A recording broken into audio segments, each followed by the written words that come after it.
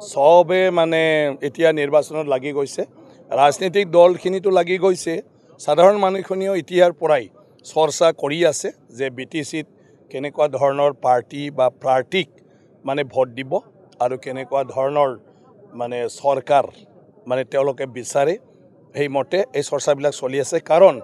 এতিয়া যি দেখিছোঁ বিটিচি অঞ্চলত ৰাজনৈতিক দলবিলাকতকৈ ৰাইজৰ চিন্তাটো বেছি কাৰণ সবে এটা কথা কৈ আছে যে আজি 25 বছৰ বা 22 বছৰ একো নহল মানে আমাৰ বহুত সমস্যা থাকি গ'ল গতিকে এইবাৰৰ চৰকাৰে যাতে সেইবোৰ কৰিব পাৰে আৰু তাৰ কাৰণে সঠিক পাৰ্টি আৰু সঠিক প্ৰাৰ্থী কোন হ'ব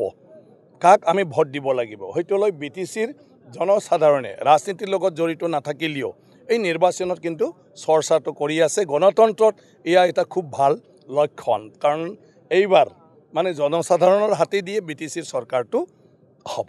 নাই ৰাইজে বিচাৰিলে তেনেকুৱা চিপ নহয় এইবিলাক ৰাজনীতিত প্ৰক্ৰিয়া আছে মানে যি ৰাজনীতিক দলে চৰকাৰ গঠন কৰিব পাৰা এটা সংখ্যাটো পাব এই ৰাজনীতিক দলেহে ডিসাইড কৰে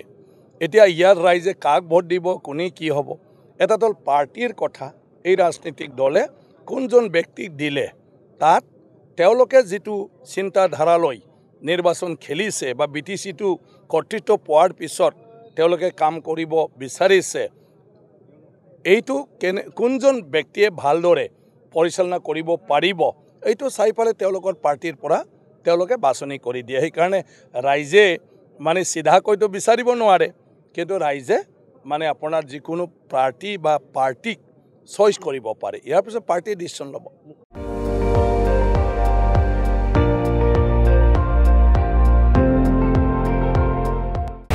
আপুনি চাই আছে ND24 সৰ্বশ্ৰেষ্ঠ নহয় সৰ্বোত্তমৰ দৌৰ